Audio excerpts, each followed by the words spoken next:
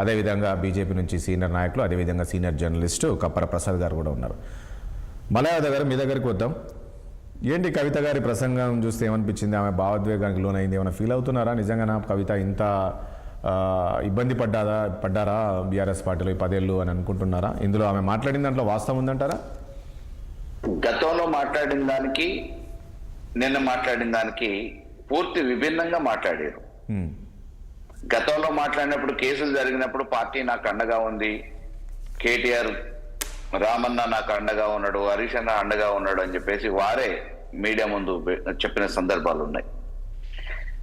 అదే రకంగా టిఆర్ఎస్ నుంచి బీఆర్ఎస్ గా పెట్టినప్పుడు వారి జాగృతి సంస్థను కూడా భారత జాగృతి సంస్థ అని చెప్పేసి పేరు మార్చుకున్నారు. కేసీఆర్ గారికి హారతి ఇచ్చారు, అభినందించారు, స్వాగతించారు. ఆ రోజేమో అవకాశం అటువైపు ఉంది, అది మాట్లాడారు. ఈ రోజేమో వారితో ఎవరు మాట్లాడిస్తున్నారో తెలియదు, కానీ ఆఖరికి కౌన్సిల్ ని కూడా ఒక రాజకీయ వేదిక చేసేసారు నిన్న. మరి కాంగ్రెస్ లో ఉన్న కాంగ్రెస్ ప్రభుత్వం అధినాయకులు కానీ లేకపోతే కౌన్సిల్ చైర్మన్ కానీ ఆలోచించాల్సింది ఏంటంటే, రాజీనామా ఒకసారి స్పీకర్ ఫార్మాట్ లో ఇచ్చేస్తే ఆటోమేటిక్ గా అది యాక్సెప్ట్ చేయాలి. యాక్సెప్ట్ చేయకుండా వాళ్ళు పెండింగ్ పెట్టినా మళ్ళీ మాట్లాడే అవకాశం ఉండదు.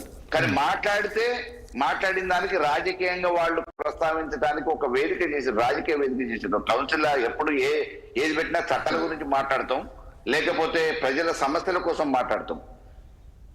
కానీ వ్యక్తిగత సమస్యలు కానీ రాజకీయంగా వాళ్ళకి జరిగిన ఇబ్బందుల గురించి కానీ వాళ్ళు రాజకీయ వేదికగా మాత్రం కౌన్సిల్ వాడుకున్న సందర్భాలు గతంలో ఎప్పుడు లేవు నాకు తెలిసి. నేను కూడా విద్యార్థి దశ నుంచి రాజకీయాలలో అనుసరిస్తా ఉన్నా, కానీ ఇప్పటి వరకు జరగలే.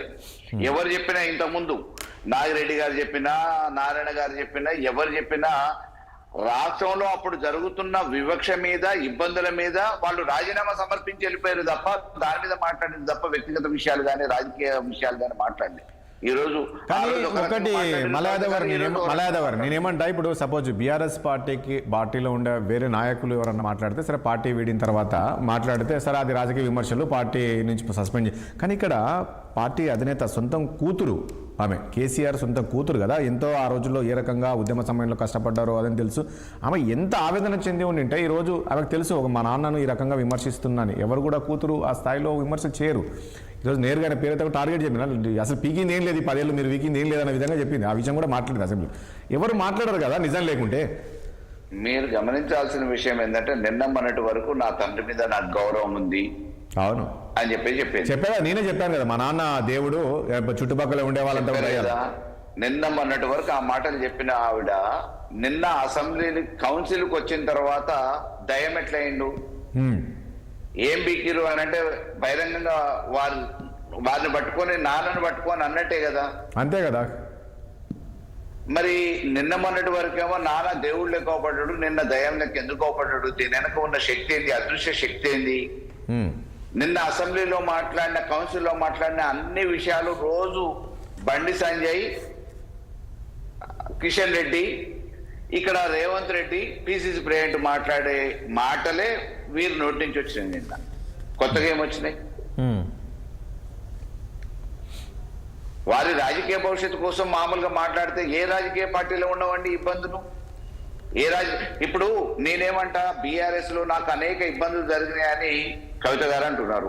వారు పార్లమెంటేరియన్ గా ఉన్నప్పుడు వారి వల్ల ఇబ్బంది పడ్డ బాధితులు కూడా నిజామాబాద్లో చాలా మంది ఉంటారు కదా. అసలు ఆమెను కాదండి, ఒకటి మలయాదవ్ గారు, ఇప్పుడు ఈరోజు కవిత ఈ రకంగా కామెంట్ చేస్తూ పోతుంది, రేపు మళ్ళీ ప్రజల్లో కూడా వెళ్ళబోతుంది కదా. దీనిపైన కేసీఆరో లేదు అంటే కేటీఆరో లేదంటే హరీష్ రావో ఎందుకు మాట్లాడట్లేదు ఆమె మాట్లాడిన దానిపైన? ఇప్పుడు వాస్తవాలు అనేది ప్రజలకు తెలుసు, ప్రజలు తప్పకుండా అర్థం చేసుకుంటారు. ఎవరికి ఏ జవాబు చెప్పాలో, ఎట్లా జవాబు చెప్పాలో చెప్పే సమయంలో ప్రజలే చెప్తారు. ఎవరికైనా మన విధిరాతలు, తలరాతలు అన్ని రాసేది ప్రజలే. ఎందుకంటే ప్రజాస్వామ్యంలో రాజకీయ పార్టీలకి, రాజకీయ నాయకులకి ప్రజాక్షేత్రంలోనే తలరాతలు రాస్తారు తప్ప, అది ప్రజలే రాస్తారు తప్ప, ప్రజల చేతిలోనే మన భవిష్యత్తు తప్ప ఇంకోటి లేదు. కాబట్టి ఈ విషయాలన్నింటినీ వారేదో నోరు బారేసుకున్నారని చెప్పేసి అయిన దానికి కాని దానికి ఏదో వివరణ ఇచ్చే పనిలో మామూలుగా నిమగ్నం కావాల్సిన అవసరం లేదు. ప్రజలకు వాస్తవాలు తెలుసు. వీరు చేసిన ఘనకార్యం వల్ల, నిర్వాహకం వల్ల పార్టీకి కూడా ఎంత అప్రతిష్ట వచ్చింది అనేది కూడా తెలుసు. ఎందుకంటే లిక్కర్ కుంభకోణం అనే పేరు మీద ఒక ఆడ కూతురు ఏంది లిక్కర్ కుంభకోణంలో ఇరుక్కోవటం ఏంది అనేది కూడా చర్చ జరిగింది. దాని మీద కూడా ఆ నష్టాన్ని కూడా కేసీఆర్ గారే మోసారు. వారి కూతురు అయి ఉండి ఇంకా ఏం వ్యాపారాలు దొరకలేదా, లిక్కర్ వ్యాపారమే దొరికిందా అని చెప్పి కూడా చర్చ జరిగింది. వారికి పదవులలో అవకాశాలు ఇస్తే జాగృతి పేరు మీద తెలంగాణ ఉద్యమంలో కొంత ఉపయోగపడి ఉండొచ్చు. అంతకు రెండింతలు పార్టీ ప్రాధాన్యత ఇచ్చింది, అవకాశాలు ఇచ్చింది, పదవులు ఇచ్చింది, గౌరవం ఇచ్చింది, గుర్తింపు ఇచ్చింది, అన్ని రకాలుగా ఈ రోజు కవిత అనంటే కవిత మాదిరిగా పనిచేసిన వాళ్ళు ఈ కాదు మలయాదవారు నిజంగా మలయాదవారు కవితకు సరైన గౌరవం పార్టీలో దక్కి ఉంటే ఈ రోజు బయటకు వచ్చి ఈ రకమైన విమర్శలు చేసే ఉండేది కాదు కదా. కవితతో పాటు పనిచేసిన ఎంతో మంది మహిళలు ఉన్నారు, కానీ ఎవరికి రాని గుర్తింపు వారికి ఎందుకు వచ్చింది, అవకాశం వారికి ఎందుకు వచ్చింది? ఎంతో మంది నాయకులు తెలంగాణ ఉద్యమంలో కూడా కేసీఆర్ గారితో పాటు కాబట్టి అవునన్నా బిడ్డ కాబట్టి కొద్దిగా బిడ్డ కాబట్టి అదే విషయం చెప్తున్నా. అదే బిడ్డ కాబట్టి వచ్చింది. ఆమె కూడా పోరాటం చేసిందిలే, ఆమె కూడా తిరిగింది, ఉద్యమంలో తిరిగింది, కేసులు అంటే అవన్నీ చేశారులే, నేరుగా ఏం రాలేదు. వెంకటరామన్న నన్ను పూర్తి చేయండి. అయితే అట్లా పనిచేసిన వాళ్ళు, ఉద్యమంలో పనిచేసిన వాళ్ళు చాలా మంది ఉన్నారు, కానీ వాళ్ళని కూడా కాదని చెప్పేసి కవిత గారికి అంత గుర్తింపు ఎందుకు వచ్చింది? పదవి లేకపోయినా కానీ ఎక్కడికి పోయినా కానీ కవిత అని చెప్పేసి దేశ విదేశాలలో ఎందుకు ఆ ప్రాచుర్యం లభించింది, ఆదరణ లభించింది అంటే కేసీఆర్ గారు కూతురు కాబట్టి లభించింది.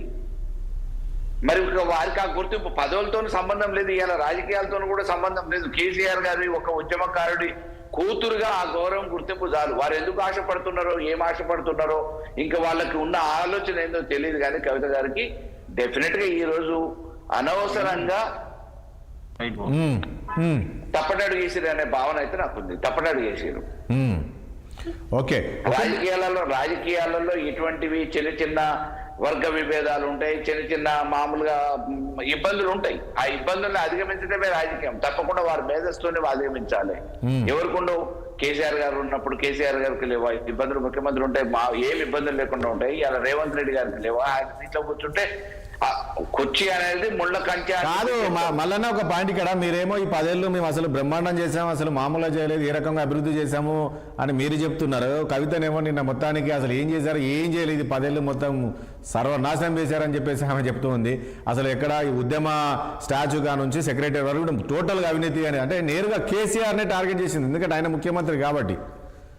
నిజంగా ఆ విషయంలో చిత్తశుద్ధి ఉంటే మరి అధికారంలో ఉన్నప్పుడు ఎందుకు నోరు విప్పలేదు, పెదవి విప్పలేదు? అప్పుడే విభేదించాలి కదా, అప్పుడే అడగాలి కదా, అప్పుడే తండ్రితో కొట్లాడొచ్చు కదా.